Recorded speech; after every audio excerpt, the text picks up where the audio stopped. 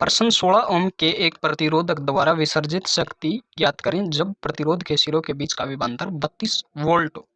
उत्तर 64 वाट। अगला प्रश्न है, बर्फ और बारिश के कारण होने वाले अक्षय को रोकने के लिए लकड़ी के खंभों को शीर्ष पर किसकी टोपी द्वारा संरक्षित किया जाता है? तो उनके ऊपर एल्यूमिनियम, जिंक या सीमेंट की टोपी लगाई जाती है। अगला प्रश्न, उस नियम की खोज किसके द्वारा की गई जो ईएमएफ उत्पन्न करता है और करंट हमेशा उसका विरोध करता है जो उसे पैदा करता है? उत्तर लेंज नियम।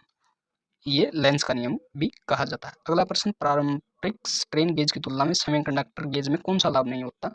तो ये तापमान परिवर्तन के प्रति सबसे कम संवेदनशील होता है। अगला प्रश्न, वेल्डिंग विद्युत परिपथ क्या होता है? तो ये होता है हमेशा धारिता जिसके धरती के संपर्क में रहता है, मतलब ऑलवेज अर्थ। अगला प्रश्न है, 750 वाट की तुलना में 1000 वाट रेटिंग वाले इलेक्ट्रिकल आयरन द्वारा ऊर्जा खपत कितनी होगी? तो ये होगी अधिक होगी। अगला प्रश्न है, एक सर्किट का voltage phasor 10 phase 15 degree volt है और करंट फेजर 2 से कोण 45 डिग्री MA है। सर्किट में सक्रिय और प्रतिक्रियाशील शक्तियां क्या हैं? तो ये हैं 10 वाट एवं 17.32 VAR। प्रश्न, निम्न प्रतिधारण यानी रिटेंटिविटी अक्षमता वाले पदार्थ क्या बनाने के लिए उपयुक्त होते हैं? तो ये अस्थायी चुंबक बनाने के लिए उपयुक्त होते हैं। अगला प्रश्न है, 10 ओम के प्रतिरोध वाले परिपथ में 100 वाट का वोल्टेज लगाया जाता है, प्रतिरोध द्वारा विसर्जित शक्ति वाट में क्या होगी? तो ये होगी 1000 वाट। अगला प्रश्न है, 15 ओम के प्रतिरोध से प्रवाहित होने वाली धारा ज्ञात करें जब प्रतिरोधक के टर्मिनलों के बीच विभवांतर 60 वोल्ट है। उत्तर 4 एम्पियर। अगला प्रश्न, संयुक्त बिजली और बिजली लोड के लिए किस वितरण प्रणाली का उपयोग किया जाता है? तो ये किया जाता है 3 फेज 4 वायर AC सिस्टम का। अगला प्रश्न, वायर वाउंड स्ट्रेन गेज में स्ट्रेन में प्रतिरोध की स्थिति में परिवर्तन मुख्य रूप से किसके कारण होता है? उत्तर तार की लंबाई और व्यास दोनों में परिवर्तन के कारण। अगला प्रश्न है, AC वेल्डिंग के लिए प्रयुक्त DC जनरेटर में क्या क्षमता होनी चाहिए?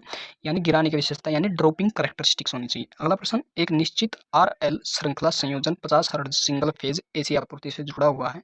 यदि खींची हुई तत्कालिक शक्ति एक चक्कर में 2 मिलीसेकंड के लिए ऋणात्मक पाई जाती है तो सर्किट का शक्ति कारक कोण कितना होना चाहिए? तो ये होगा 36 डिग्री।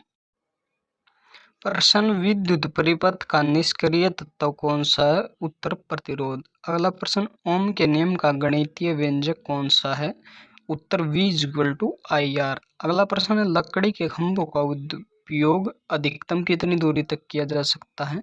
उत्तर 60 वर्ग मीटर। अगला प्रश्न, प्रकाश सर्किट के लिए एल्यूमिनियम केबल का न्यूनतम अनुमेय आकार क्या है?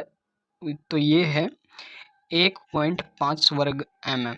अगला प्रश्न, उच्च मूल्य पाठ प्रतिरोध किसकी ओर जाता है? तो ये उच्च संवेदनशीलता की ओर। अगला प्रश्न, 0 वाट का लैंप कितनी ऊर्जा खपत करता है? तो ये करता है लगभग 15 से 20 वाट बिजली। अगला प्रश्न है, कैपेसिटर बनाने के लिए कौन सा डाइलेक्ट्रिक चुनना बेहतर होता है? तो ये होता है उच्च पारगम्यता में। प्रश्न, दीप्त फ्लक्स का मात्रक क्या है? उत्तर ल्यूमेन। प्रश्न, किरचॉफ्स के नियम के बारे में कौन सा कथन सत्य है? उत्तर किरचॉफ्स का नियम वितरित तत्वों वाले परिपथ पर लागू नहीं होता।